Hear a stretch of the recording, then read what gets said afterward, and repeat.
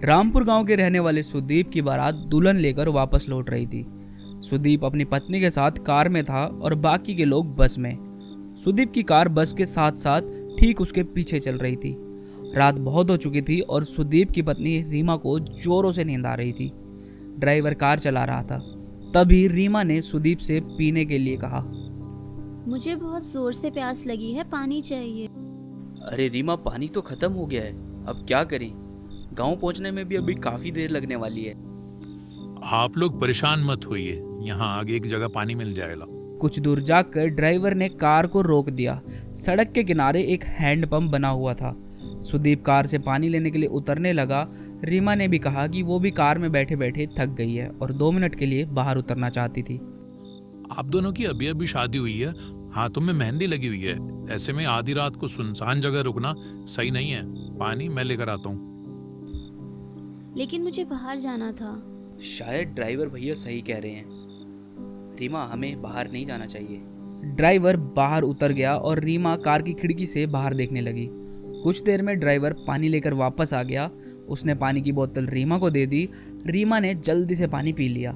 लेकिन इस बीच में बारात की बस जो अब तक आगे आगे चल रही थी वो दूर निकल गई और रीमा, सुदीप और ड्राइवर उस सुनसान रास्ते पर अकेले रह गए। ये देख सुदीप ने ड्राइवर से कहा, कार को थोड़ा तेज चलाए।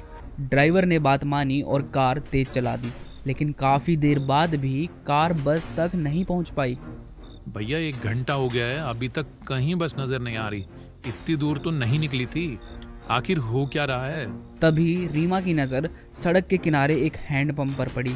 उसने देखा कि ये वही हैंडपंप था जो कुछ देर पहले रास्ते में आया था, क्योंकि उस हैंडपंप का भी हैंडल टूटा हुआ था। ड्राइवर भैया, आप गलती से कार वहीं लेकर आ गए हैं। हाँ, मुझे भी ऐसा ही लग रहा है, लेकिन ये सब हो क्या रहा है? वो देखिए, हैंडपंप के पास कोई है, उससे पूछ लेते हैं। सुदीप, रीमा और ड्राइवर ने देखा कि एक बूढ़ा आदमी हैंडपंप से पानी भर रहा था। अंकल, आप हमें यहाँ से रामपुर जाने का रास्ता बता सकते हैं? रामपुर तो 2 किलोमीटर पीछे छूट गया, तुम लोग वापस जाओ। नहीं, ऐसा नहीं हो सकता, हम वहीं से आ रहे हैं, वहाँ रामपुर गांव नहीं है। भाग जाओ यहाँ से, ये रास्ता बहुत खतरनाक है। यहाँ एक छलावा घूमता है, अगर तुम उसके चक्कर में फंस गए तो कभी यहाँ से बाहर नहीं जा पाओगे। ये सुनकर सुदीप और रीमा पूरी तरह से डर गए।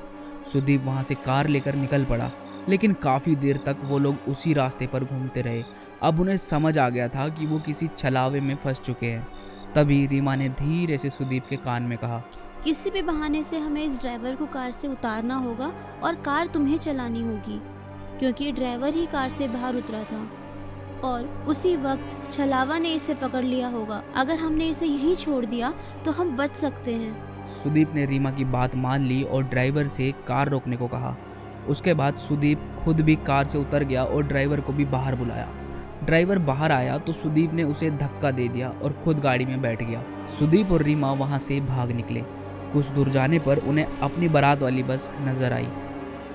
तुम ठीक कहती थी रीमा, ये देखो हमारी बस। बिल्कुल ठीक कहते हो तुम।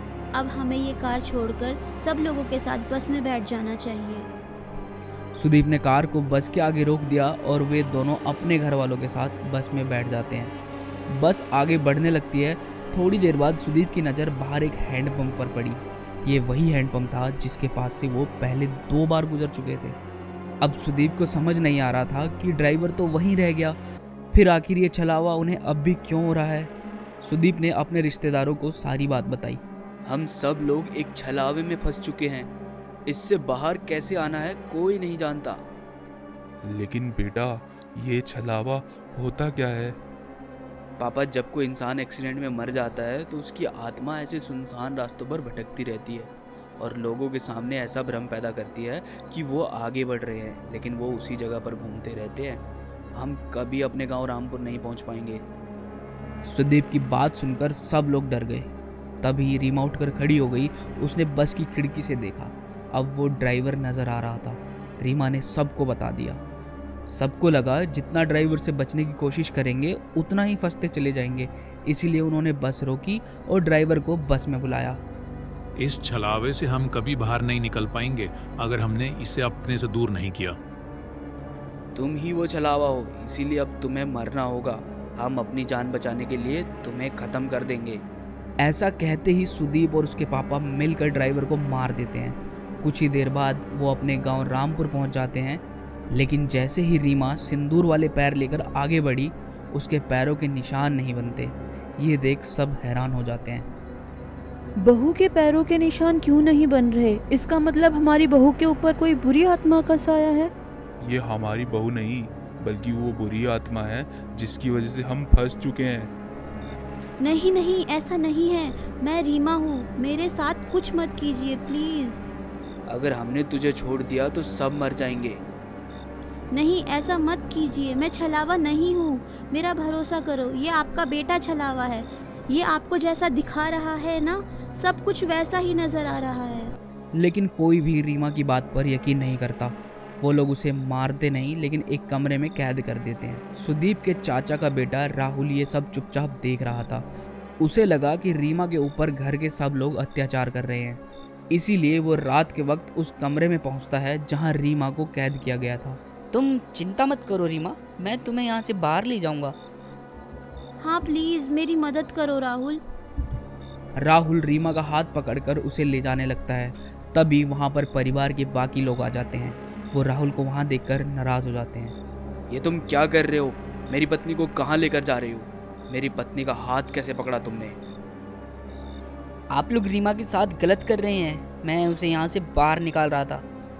तुम ऐसा नहीं कर सकते। मुझे नहीं रोक सकते, मैं रीमा को लेकर जाऊंगा। राहुल के इतना कहने पर सुदीप ने उसे धक्का दे दिया। राहुल दीवार से टकरा कर गिर गया। उसके सिर से खून बहने लगा। लेकिन तभी राहुल जैसा ही दिखने वाला एक और शख्स वहाँ खड़ा हुआ। राहुल, तुम तो बेहोश हो गए थे। ये सब इस रीमा की वजह से हो रहा है। हमें इसका कुछ करना होगा। ठीक कहती हो माँ। सुदीप आगे बढ़कर रीमा के बाल पकड़ लेता है और उसे खींचकर दीवार में धक्का देने लगता है। रीमा झटके से दीवार से टकरा जाती है और तभी एक जोरदार चीख सबके कानों में गूंजती है। लेकिन ये चीख रीमा की नहीं, बल्कि सुदीप की थी। रीमा ने पास में पड़े एक डंडे से सुदीप के सर पर वार किया, जिसकी वजह से उसके अंदर मौजूद छलावा का साया उसका शरीर छोड़कर बाहर निकल गया। सुदीप कुछ देर के लिए बेहोश होकर गिर पड़ा, लेकिन बाद में सब ठीक हो गया। असल में छलावा किसी के अंदर नहीं, बल्कि सुदीप के अंदर था। ये जैसा हमें दिखा रहा था वैसा ही नजर आता था। तुम्हें कैसे पता चला? मुझे इस पर शक हुआ क्योंकि मैंने ही कहा था शायद ड्राइवर छलावा है और इसने उसे मार दिया। उसके बाद इसने मेरे पैरों के निशान गायब करके सबका शक मेरे ऊपर डाल दिया। लेकिन जब आप लोगों ने मुझे मारा नहीं बल्कि कमरे में बंद किया, जब राहुल मुझे बचाने आया तो उसने मेरा हाथ पकड़ा ही नहीं था। छलावा की वजह से ये सबको ऐसा नज़र आ रहा था। सुदीप ने उसे मारने की कोशिश की। तब मुझे समझ आया असली छलावा सुदीप के अंदर ही मौजूद था।